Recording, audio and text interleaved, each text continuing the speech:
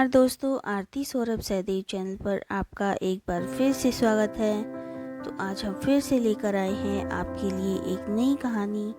तो आज की कहानी है हमारी बीरबल ने बाजी पलट दी। तो चलिए दोस्तों, कहानी को हम शुरू करते हैं। एक दिन की बात है, अकबर राज दरबार की कार्यवाही समाप्त कर दरबारियों को पिछली रात देखा अपना सपना सुना रहे थे। अंधेरी रात थी और मैं और बीरबल एक दूसरे की ओर चले जा रहे थे। अंधेरे में कुछ दिखाई नहीं पड़ रहा था। हम दोनों एक दूसरे से टकरा कर गिर पड़े, लेकिन खुदा का शुक्र है कि मैं खीर के तालाब में गिरा। और आप जानते हैं कि बीरबल कहाँ गिरा? नाली में। बीरबल से जलने वाले दरबारियों ने एक स्वर में कहा और ठाके लगाकर हंसने लगे। अकबर भी उनके साथ हो लिए।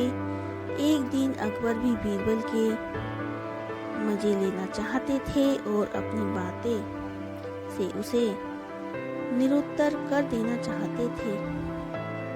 क्या हुआ? अकबर ने कौतूहलवश पूछा। आप खीर के तालाब से बाहर निकले और मैं नाली से बाहर निकला। खुद को साफ करने के लिए हमने पानी की तलाश की, लेकिन हमें कहीं भी पानी नहीं मिला। तब जानते हैं हमने क्या किया? क्या किया? अकबर का कौतूहल बढ़ता जा रहा था। एक दूसरे को साफ करने के लिए हम एक दूसरे को चाटने लगे। बीरबल ने मुस्कुराते हुए बोला। यह सुनना था कि शर्म के मारे अकबर का चेहरा लाल हो गया। बीरबल ने बाजी पलट दी थी। उस दिन उन्होंने कसम खाई कि अब कभी भी बीरबल से उलझना नहीं चाहते। एक बार नगर के धनी व्यक्ति ने बीरबल को दावत पर बुलाया। बीरबल नियत तिथि को दावत पर पहुंचा। बेजबान ने बीरबल को खूब जोशो खरोश से स्वागत किया। घर के भीतर प्रवेश करने पर बीरबल ने देखा कि दावत के लिए बहुत से लोग आए हैं। बीरबल को ज्यादा भीड़ भाड़ पसंद नहीं थी। उसने धनी व्यक्ति से कहा, मुझे नहीं पता कि तुमने ढेर सारे मेहमानों को बुलाया है। महाशय, मैं जानता हूँ कि आपको ज्यादा भीड़ भाड़ वाली जगह जाना पसंद नहीं है, इसलिए मैंने आपके अलावा बस एक ही मेहमान बुलाया है। अन्य व्यक्ति मेरे कर्मचारी हैं। मेजबान बोला। अच्छा, बीरबल सिर हिलाते हुए बोला।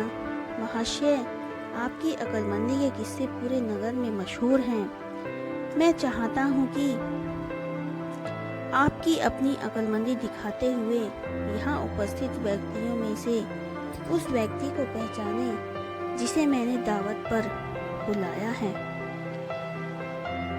मेजबान बीरबल की अक्लमंदी की परीक्षा लेने के लिए तैयार था। ठीक है, लेकिन पहले तुम यहाँ उपस्थित लोगों को कोई चुटकुला सुनाओ। मैं इन्हें कुछ देर गौर से देखूंगा, फिर आपको बता दूंगा कि इन सब में मेहमान कौन है।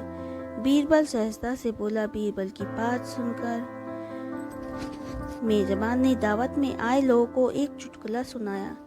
चुटकुला खत्म होने के बाद वहां उपस्थित लोग ठाके मारकर हंसने लगे।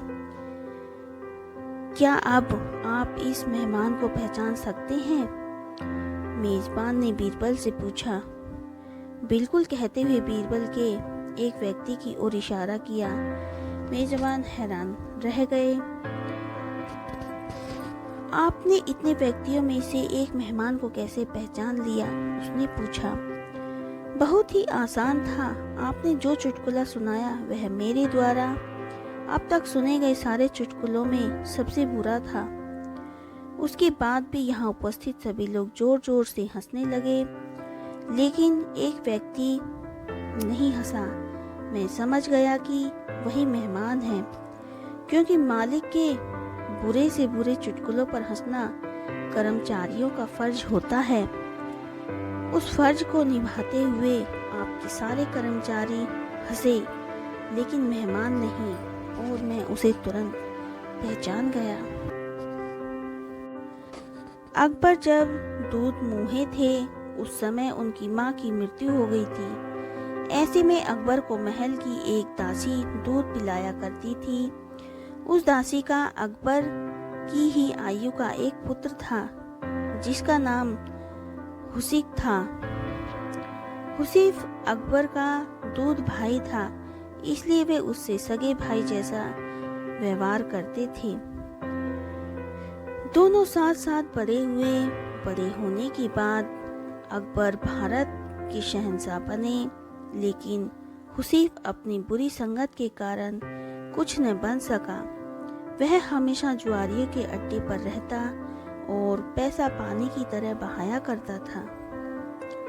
धीरे धीरे उसके पास का सारा पैसा खत्म हो गया और अय्याशी के लिए उसके पास कुछ भी नहीं बचा। एक दिन उसके जुआरी दोस्तों में उसको सुझाया कि अकबर उसके दूध भाई हैं, उसे मदद करने के लिए उसके पास जाना चाहिए। अपने दोस्त की सलाह मान हुसीफ अकबर के दरबार में पहुंच गया। हुसीफ को देखते ही अकबर को अपना बचपन याद आ गया और वे बहुत खुश हो गए। उन्होंने हुसीफ को अपने गले लगाया और उसके आने का प्रयोजन पूछा। हुसीफ अपनी गरीबी का दुखड़ा अकबर के सामने रोने लगा। उसका दुखड़ा सुनने के बाद अकबर ने उसे अपने दरबार में नौकरी दे दी। उसके रहने के साथ ही नौकर चाकर और घोड़ा गाड़ी की भी व्यवस्था कर दी। हुसीफ ने अब तक ऐसी रईसी की जिंदगी नहीं देखी थी। वह बड़े मजे और आराम से अपने दिन काटने लगा। एक दिन अकबर हुसीफ का हाल जानने उसके पास पहुंचे और उससे बोले, हुसीफ भाई, तुम खुश तो हो ना? कोई ज़रूरत तो नहीं? यदि कोई और ज़रूरत हो तो बताने में हर्ज मत करना। अकबर की इस बात पर हुसीफ तपाक से बोला, आपके अपने सगे भाई जैसा मेरा ख्याल रखना, किसी चीज़ की कमी नहीं रखी। इन सब के लिए मैं आपका एहसानमंद हूँ और किसी चीज़ की भी ज़रूरत मुझे है नहीं। बस सोचता हूँ कि काश बीरबल जैसा सलाहकार मेरे पास भी होता। ज़रूर तुम्हारी ये ख्वाहिश हम ज़रूर पूरी करेंगे। अकबर ने हुसीफ को आश्वासन दिया। हुसीफ के लिए सलाहकार की व्यवस्था करने अकबर को बीरबल से बेहतर कोई व्यक्ति ना लगा। उन्होंने तुरंत बीरबल को बुलवाया और बोले, बीरबल, तुम जो जानते थे कि हुसीफ हमारा दूध भाई है, हम हमेशा उसकी बेहतर जिंदगी चाहते हैं और उसकी हर ख्वाहिश पूरी करना चाहते हैं। उसके ऐशो आराम का तो हमने बंदोबस्त कर दिया। अब वो चाहता है कि उसका भी तुम्हारे जैसा सलाहकार हो। तो बस अब तुम अपने भाई जैसा कोई व्यक्ति ले आओ और ज़्यादा बातूनी ना हो। जब भी बोले नपी तुली और मतलब की बातें बोले। वह हुसीफ को सही सलाह दे। अब ऐसा व्यक्ति ढूंढकर लाना तुम्हारी जिम्मेदारी है। जी हुजूर कहकर बीरबल अकबर का हुक्म बजाने निकल पड़ा। बीरबल को हुसीफ खास पसंद नहीं आए। उसकी आदतों के कारण वह उसे किसी लायक नहीं समझ रहा था। भाई होने के नाते अकबर ने उसके ऐशो आराम की जो व्यवस्था की थी वह पर्याप्त थी। अब सलाहकार की मांग बीरबल को उचित नहीं लगी। वह सोच विचार में चला जा रहा था। पास ही एक पशुशाला से उसे सांड के रंभाने की आवाज़ आई। फिर क्या, उसके दिमाग की घंटी बज गई। वह उस सांड को लेकर अकबर के पास पहुंचा। बीरबल के साथ सांड देखकर अकबर हैरान रह गए और बोले, बीरबल, तुम ये सांड लेकर क्यों आए हो? जहाँ पना आपके कहे अनुसार मैं आपके दूध भाई हुसीफ के लिए सलाहकार लेकर आया हूँ। ये सांड और मैं दूध भाई हैं, हमने एक ही माता का दूध पिया है, गो माता। ये ज़्यादा बोलता भी नहीं है। यदि कोई इसकी भाषा समझ ले तो ये सलाह भी बहुत अच्छी देता है। हुसीफ को मेरे जैसा सलाहकार चाहिए तो ये सर्वोत्तम है। आप इसे ये दे दीजिए। बीरबल की बात सुनकर अकबर हंस पड़े। उन्हें अपनी गलती का एहसास हो गया। वे समझ गए कि बीरबल जैसा कोई नहीं। बीरबल एक अनमोल रतन है। एक दिन अकबर ने बीरबल से पूछा, भगवान जब अपनी इच्छा से ही सब कुछ कर सकते हैं तो वे मानव अवतार क्यों नहीं लेते? प्रश्न सुनकर बीरबल ने अकबर से थोड़ा समय मांगा ताकि वह सोच विचार कर उस प्रश्न का उचित उत्तर दे सके। अकबर ने बीरबल को समय दे दिया।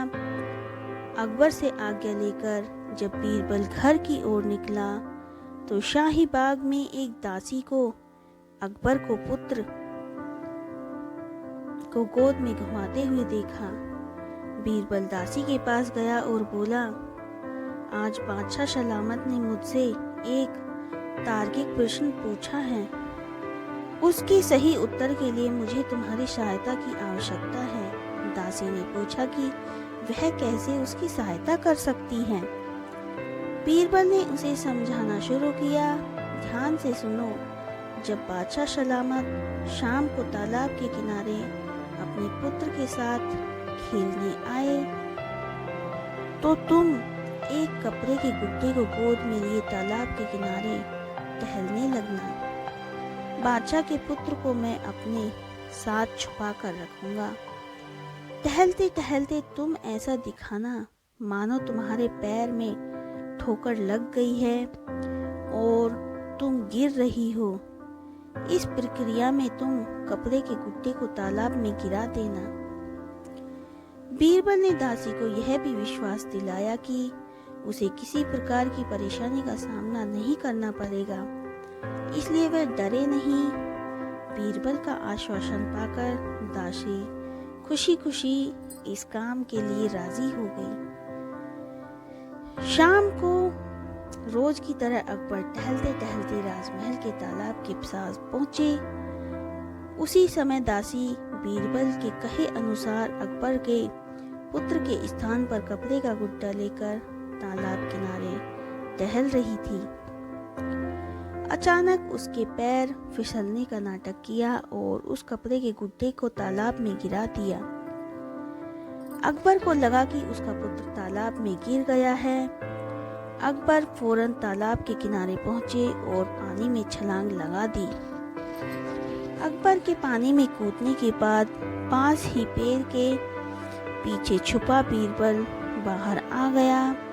उसके साथ अकबर का पुत्र भी था। वो अकबर से बोला, जहां पना चिंता मत कीजिए, आपका पुत्र मेरे पास है और सही सलामत है। यह देखकर अकबर बहुत नाराज हुए और तालाब से बाहर निकलकर सैनिकों को बीरबल को गिरफ्तार कर लेने का आदेश दिया। बीरबल ने तब बिना समय गवाए कहा, जहां पना आज दरबार में आपने मुझसे जो प्रश्न किया था मैंने बस उसका वैवाहिक उत्तर दिया है। आपके पास इतने सारे सेवक हैं जो आपके पुत्र के प्राणों की रक्षा कर सकते हैं, लेकिन फिर भी आपके पुत्र बचाने आपके खुद पानी में छलांग लगा दी। ऐसा आपने अपने पुत्र के प्रति प्रेम के कारण किया। ठीक उसी तरह भगवान भी अपनी इच्छा मात्र से सब कुछ कर सकते हैं। उसके बाद भी अपने भक्तों के प्रेम के कारण और उनकी रक्षा के लिए मानव अवतार लेकर धरती पर अवतरित होते हैं। बीरबल के उत्तर से अकबर संतुष्ट हो गए। उन्होंने उसकी सजा माफ कर दी और इनाम से नवाजा। एक दिन बीरबल अपने मित्र के साथ भ्रमण के लिए निकला। दोनों बहुत दिनों बाद मिले थे, इसलिए बातचीत करते हुए न समय का पता चला न ही दूरी का। चलते चलते दोनों बहुत दूर निकल आए। उनके मार्ग में एक नदी पड़ी। उन्हें नदी पार कर दूसरे छोर पर जाना था। नदी पार करने का एक ही माध्यम था, उस पर बना हुआ एक पुराना पुल। पुल बहुत संकरा था। एक बार में केवल एक ही व्यक्ति द्वारा उसे पार किया जा सकता था। बरसात के दिन थे तो पुल पर काई जमी हुई थी, इसलिए उसे संभलकर पार करने की आवश्यकता थी। पहले बीरबल पुल पार करने के लिए बढ़ा और सावधानी से धीरे धीरे चलते हुए सही सलामत नदी के दूसरे छोर पर पहुंच गया। अब मित्र की बारी थी। वह भी पूरी सावधानी से पुल पार करने लगा, लेकिन पूरी सावधानी बरतने के बाद भी नदी के दूसरे छोर तक पहुंचने की कुछ दूर पहले उसका संतुलन बिगड़ गया और वह नदी में जा गिरा।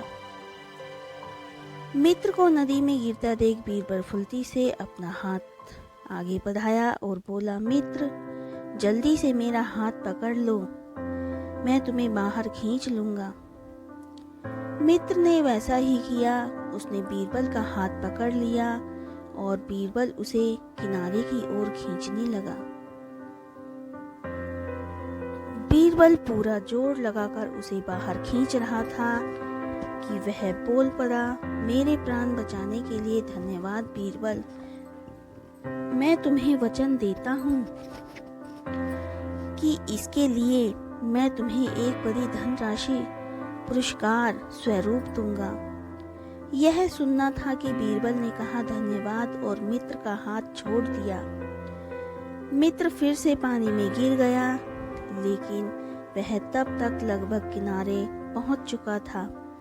थोड़ी मशक्कत कर वह नदी के बाहर आ गया। बाहर निकलते ही उसने बीरबल से पूछा, क्यों? तुमने मेरा साथ ऐसा क्यों किया? मेरा हाथ अचानक छोड़ क्यों दिया? अपना पुरस्कार लेने के लिए बीरबल तपाक से बोला, पुरस्कार? लेकिन वह तो मैं तुम्हें नदी से बाहर निकलने के बाद देता। तुम मेरे सुरक्षित बाहर निकलने की प्रतीक्षा तो करते मित्र। तुम भी मुझे पुरस्कार देने की बात कहने के पहले पानी से बाहर आ जाने की प्रतीक्षा कर लेते। बीरबल ने शांत स्वभाव से उत्तर दिया। बीरबल उसे समझाना चाहता था कि मित्र कभी भी एक दूसरे की सहायता पुरस्कार प्राप्त करने के लिए नहीं करते। बीरबल की बात समझकर उसके मित्र ने उससे क्षमा मांगी और उसका धन्यवाद भी किया। तो दोस्तों, इस कहानी से हमें यह शिक्षा मिलती है कि मित्रता धन से बढ़कर है। उसे धन की तराजू में नहीं तोलना चाहिए। तो दोस्तों, आज की कहानी आपको हमारी कैसी लगी हमें कमेंट करके ज़रूर बताएं। अगर आपको हमारी कहानी पसंद आई हो तो उसे ज़्यादा से ज़्यादा लाइक और शेयर करें और हमारे चैनल को सब्सक्राइब करना ना भूलें। धन्यवाद।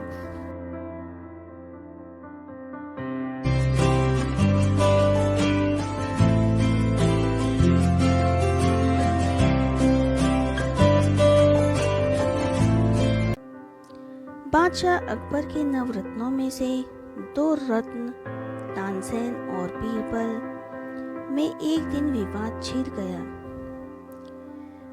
विवाद का विषय दोनों द्वारा विषय को एक दूसरे से गुनी बताना था। विवाद की खबर जब बादशाह अकबर तक पहुंची तो उन्होंने दोनों को अपने पास बुलाया और कहा, तुम दोनों का विवाद यदि आपस में नहीं सुलझ रहा तो तुम्हें किसी को मध्यस्थ बनाकर उनसे अपने विवाद का निपटारा करवाना होगा। अकबर की बात सुनकर बीरबल बोले, जहां पनाह, आपकी बात से हम दोनों इस बात पर सहमत हैं, किंतु द्विधा ये है कि हम मध्यस्थ बनाएं किसे। कृपया आप ही कोई मध्यस्थ सुझा दें। अकबर ने सुझाव दिया, तुम दोनों महाराणा प्रताप को अपना मध्यस्थ बनाएं। बीरबल और तानसेन दोनों महाराणा प्रताप को अपना मध्यस्थ बनाने के लिए तैयार हो गए। अगले दिन दोनों उनके पास पहुंचे। वहां पहुंचकर गायनाचार्य तानसेन ने तुरंत अपनी रागनी छेड़ दी। बीरबल खामोशी से अपने अवसर की प्रतीक्षा करने लगा, किंतु तानसेन के अनवरत गायन से उसे अवसर प्राप्त नहीं हो पा रहा था। जब उसने देखा कि तानसेन अपनी गायन विद्या से महाराणा प्रताप को मोहित कर बाजी मार लेना चाहता है, तो उसने तानसेन को बीच में टोकते हुए राणा से कहा, राणा जी, हम दोनों एक साथ शाही दरबार से चलकर आपको मध्यस्थ बनाए, इसलिए हम यहाँ आए हैं। हमें आपके निर्णय पर पूर्ण विश्वास है और जो भी आपका निर्णय होगा हमें शिरोधार्य होगा। बीरबल आगे बोला, मार्ग में मैंने पुष्कर में और मियाँ तानसेन ने ख्वाजा की दरगाह में मन्नत मांगी है। मैंने मन्नत मांगी है कि यदि मैं आपके दरबार से मानपत्र प्राप्त कर लौटूंगा तो 100 गाय ब्राह्मणों को दान करूंगा। मियाँ तानसेन ने मन्नत मांगी है कि यदि वे आपसे मानपत्र प्राप्त कर लौटेंगे तो 100 गायों की कुर्बानी देंगे। अब 100 गायों का जीवन और आपके मरण आपके हाथ में है। यदि उन्हें जीवन दान देने का विचार है तब मुझे मानपत्र दे दीजिए। महाराणा प्रताप गायों का वध कैसे कर देते? उन्हें गाय माता तुल्य और पूजनीय थी, इसलिए उन्होंने बीरबल को मानपत्र देते हुए अकबर को संदेश भिजवाया। बीरबल बड़ा नीतिज्ञ है, उसकी जितनी बधाई की जाए कम है। इस प्रकार तानसेन और बीरबल के विवाद में बीरबल ने अपनी अक्लमंदी से विजय प्राप्त कर ली। बीरबल बादशाह अकबर का मुख्य सलाहकार था। दरबार में कई ऐसे दरबारी थे जो यह पद पाने की लालसा रखते थे, इसलिए सदा बीरबल को नीचा दिखाने या अपनी अक्लमंदी साबित करने का प्रयास किया करते थे। एक दिन कुछ दरबारी अकबर के पास पहुंचे और कहने लगे, जहां पनाह, हम में से कई दरबारी बीरबल से कहीं ज्यादा काबिल हैं, लेकिन आपने उसे अपना मुख्य सलाहकार बना लिया है। हम चाहते हैं कि आप हमें भी अपना मुख्य सलाहकार बनने का मौका दें। अकबर बोले, ठीक है, मैं तुम लोगों की परीक्षा लूंगा। जो उस परीक्षा में सफल होगा उसे मैं बीरबल की जगह अपना मुख्य सलाहकार नियुक्त कर लूंगा। सभी दरबारी खुशी खुशी राजी हो गए। कपड़े की लंबाई मात्र कमर से लेकर पैर तक की थी। दरबारियों ने बहुत प्रयास किया, लेकिन अकबर को उस कपड़े से सिर से लेकर पैर तक ढकने में असफल रहे। आखिरकार सबने हार मान ली। सबके हार मानने के बाद अकबर ने बीरबल से पूछा, बीरबल, क्या तुम यह करके दिखा सकते हो? बीरबल सामने आया और अकबर के पास आकर खड़ा हो गया। फिर बोला, जहां पनाह, आपसे मेरा निवेदन है कि आप अपने घुटने थोड़ा ऊपर की ओर मोड़ें। अकबर ने वैसा ही किया। उसके बाद बीरबल ने उस कपड़े में अकबर को सिर से लेकर पैर तक ढक दिया। सारे दरबारी अवाक रह गए। अकबर उठ खड़ा हुआ और बोले, अब वो सामने आए जो खुद को मुख्य सलाहकार पद के योग्य समझते हैं। प्रश्न सुनकर सभी दरबारियों ने शर्मिंदगी से अपना सिर झुका लिया। फिर कभी किसी ने कभी अकबर का मुख्य सलाहकार बनने के बारे में नहीं सोचा। गर्मी के दिन थे। बादशाह अकबर अपने कुछ दरबारियों, सेवकों और अंगरक्षकों के साथ नौका विहार पर निकले। बीरबल भी साथ में था। जब नौका मझधार में पहुंची तो अकबर को विनोद सूझा। उनके हाथ में एक तिनका था। उसे दिखाकर वे बोले, जो कोई भी इस तिनके के सहारे नदी पार करके दिखाएगा, उसे मैं एक दिन के लिए दिल्ली बादशाह घोषित करूंगा। सारे दरबारी और सेवक एक दूसरे का मुंह देखने लगे। तभी बीरबल बोला, जहांपना मैं यह काम कर सकता हूँ, लेकिन ऐसा करने के पहले आपको मुझे एक दिन के लिए बादशाह घोषित करना होगा। अकबर बोले, ठीक है, मैं तुम्हें आज के लिए बादशाह घोषित करता हूँ। अब तुम इस तिनके के सहारे नदी पार करके दिखाओ, नहीं तो तुम्हें मौत की सजा मिलेगी। यह कहकर उन्होंने अपने हाथ में पकड़ा तिनका बीरबल को दे दिया। बीरबल तिनका लेकर नदी में कूदने को हुआ, किंतु इसके पहले वह सेवकों और अंगरक्षकों से बोला, आज मैं तुम्हारा बादशाह हूँ, तुम अपने कर्तव्य का पालन करो। सुनते ही अंगरक्षकों ने उसे पकड़ लिया। बोले, आप हमारे बादशाह हैं, हम आपको अपनी जान जोखिम में डालने नहीं देंगे। बीरबल ने समझाया, मगर वे नहीं माने। इतने में नौका दूसरे किनारे जा लगी। अकबर बोले, बीरबल तुम हार गए। हार कहाँ गया जहांपना, तेनालीराम बोला, इस तिनके के सहारे ही तो मैंने नदी पार की। यह मेरे पास न होता तो अंगरक्षक मुझे कूदने से भला क्यों रोकते? तब तो मैं अवश्य नदी में डूब जाता। सुनते ही अकबर हंसकर बोले, बीरबल तुमसे जीतना मुश्किल है। तो दोस्तों, आज की कहानी हमारी यहीं पर समाप्त होती है।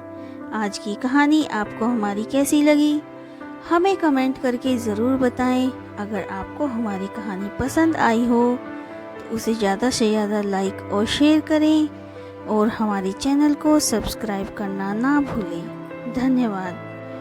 नमस्कार दोस्तों, आरती सौरभ सहदेव चैनल पर आपका एक बार फिर से स्वागत है। तो आज हम फिर से लेकर आए हैं आपके लिए एक नई कहानी।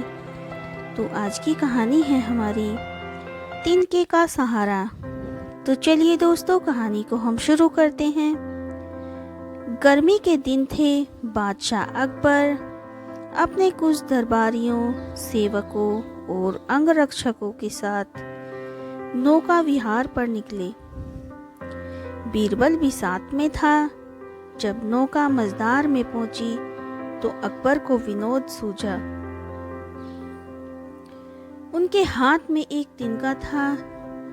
उसे दिखाकर वे बोले, जो कोई भी इस तिनके के सहारे नदी पार करके दिखाएगा, उसे मैं एक दिन के लिए दिल्ली बादशाह घोषित करूंगा। सारे दरबारी और सेवक एक दूसरे का मुंह देखने लगे। तभी बीरबल बोला, जहांपना मैं यह काम कर सकता हूँ, लेकिन ऐसा करने के पहले आपको मुझे एक दिन के लिए बादशाह घोषित करना होगा। अकबर बोले, ठीक है, मैं तुम्हें आज के लिए बादशाह घोषित करता हूँ। अब तुम इस तिनके के सहारे नदी पार करके दिखाओ, नहीं तो तुम्हें मौत की सजा मिलेगी। यह कहकर उन्होंने अपने हाथ में पकड़ा तिनका बीरबल को दे दिया। बीरबल तिनका लेकर नदी में कूदने को हुआ, किंतु इसके पहले वह सेवकों और अंगरक्षकों से बोला, आज मैं तुम्हारा बादशाह हूँ, तुम अपने कर्तव्य का पालन करो। सुनते ही अंगरक्षकों ने उसे पकड़ लिया। बोले, आप हमारे बादशाह हैं, हम आपको अपनी जान जोखिम में डालने नहीं देंगे। बीरबल ने समझाया मगर वे नहीं माने। इतने में नौका दूसरे किनारे जा लगी। अकबर बोले, बीरबल तुम हार गए। हार कहाँ गया जहाँ पना, तेनालीराम बोला। इस तिनके के सहारे ही तो मैंने नदी पार की। यह मेरे पास न होता तो अंगरक्षक मुझे कूदने से भला क्यों रोकते।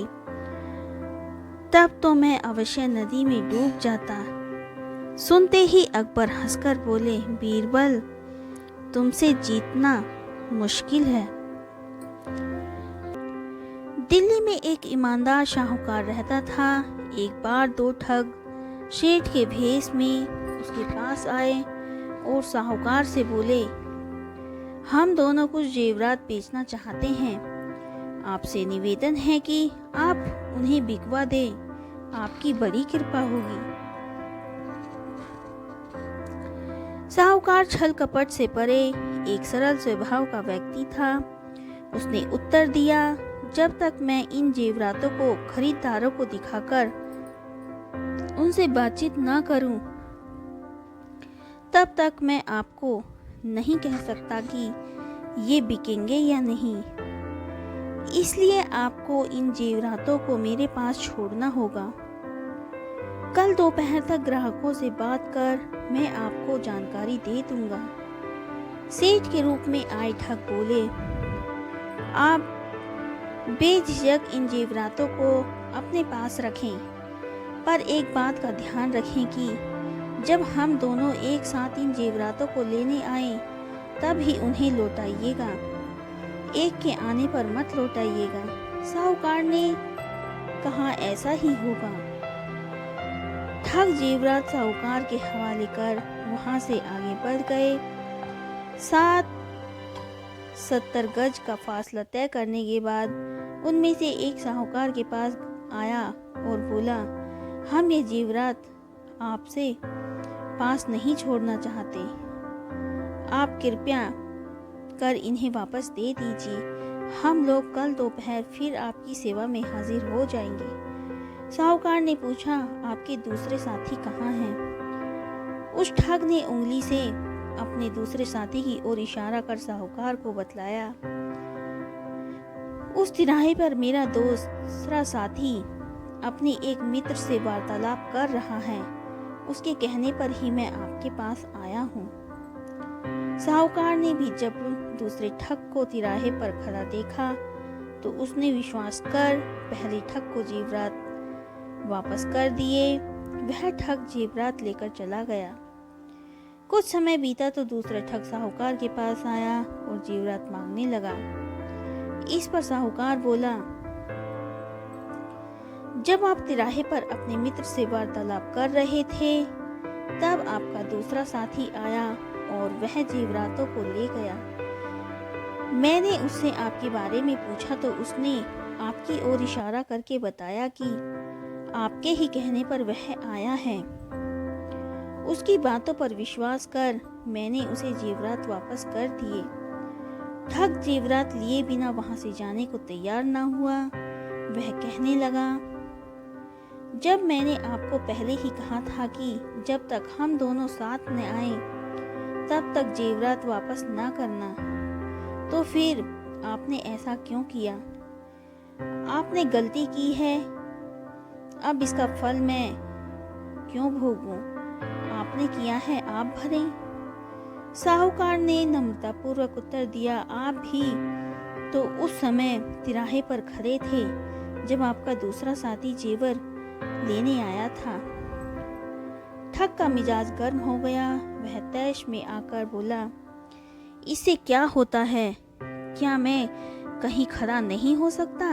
मैंने तो उसे जेवरात लेने भेजा ही नहीं था। दोनों का वाद विवाद बढ़ता चला गया। ठग किसी तरह से भी बिना जेवरात के मानने को तैयार न था। जब उसे जेवरात वापस मिलने की उम्मीद न रही तो वह साहूकार को धमकी देने लगा कि वह उसे बदनाम कर देगा और जेल की हवा खिलाएगा।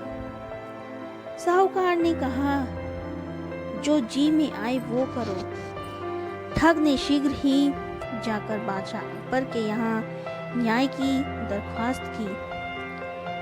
अकबर के इस प्रकरण के निपटारे की जिम्मेदारी बीरबल को सौंपी।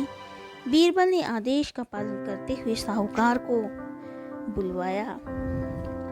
साहूकार बीरबल के सामने उपस्थित हुआ और सारी बात उसे बताते हुए बड़े बड़े विश्वसनीय महाजनों की गवाही भी दिलवाई। बीरबल को तब यकीन हो गया कि ठग का दावा झूठा है। वह ठग से बोला, जब यह बात तय हुई थी कि तुम और तुम्हारा साथी एक साथ जेवरात लेने आओगे, तब ही साहूकार तुम्हें जेवरात वापस देगा। फिर तुम अकेले क्यों आए हो? तुम्हारा दूसरा साथी कहाँ है? ठग को कोई जवाब देते नहीं बना। तब बीरबल ने साहूकार को आज्ञा दी, जाओ अब दोनों साथ आए, तब इन्हें मेरे पास ले आना। अकेले आए तो भी लाना। ठग समझ गया कि अब इसकी कोई चालाकी नहीं चलेगी। लाचार होकर वह वापस चला गया और फिर कभी साहूकार के पास नहीं आया। साहूकार इस न्याय से बहुत खुश हुआ। अकबर भी मन ही मन बीरबल की बुद्धि की प्रशंसा की। एक दिन की बात है, बादशाह अकबर घोड़े पर सवार होकर आम के एक बगीचे से गुजर रहे थे। उनके साथ बीरबल, कुछ मंत्री और सैनिक थे। अचानक एक तीर सनसनाता हुआ उनके करीब से निकला और वे बाल बाल बचे। अकबर पर हुआ हमला देख सैनिक हरकत में आ गए और फौरन उस दिशा में भागे जहां से निशाना साधा गया था। तीर एक झुरमुट के पीछे से आया था। वहां पहुंचने पर सैनिकों को एक लड़का खड़ा दिखाई दिया।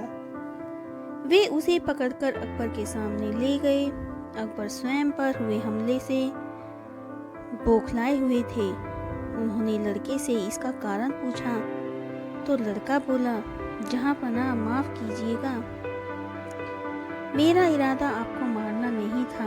मैंने तो बस उस पेड़ से आम तोड़ने के लिए तीर चलाया था, लेकिन मेरा निशाना चूक गया। लड़के ने एक पेड़ की ओर इशारा किया। लड़के ने जानबूझकर ऐसा नहीं किया था, लेकिन अकबर बहुत क्रोधित थे।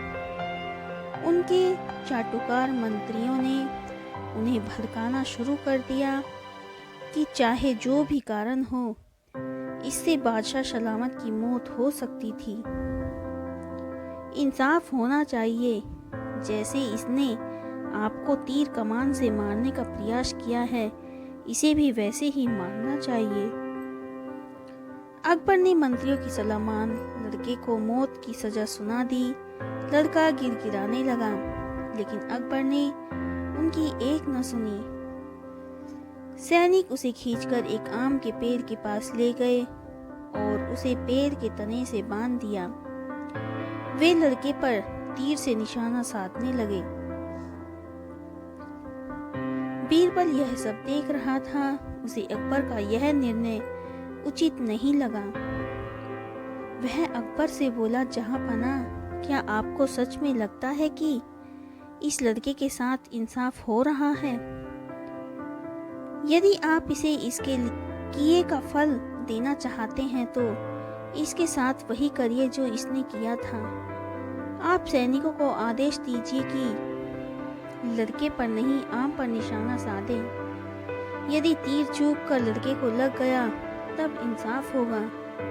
बीरबल की बात सुनकर अकबर को एहसास हुआ कि उन्होंने जल्दबाजी में निर्णय ले लिया है। उन्होंने लड़के को माफ कर दिया। तो दोस्तों, आज की कहानी आपको हमारी कैसी लगी, हमें कमेंट करके ज़रूर बताएं। अगर आपको हमारी कहानी पसंद आई हो तो उसे ज़्यादा से ज़्यादा लाइक और शेयर करें और हमारे चैनल को सब्सक्राइब करना ना भूलें। धन्यवाद।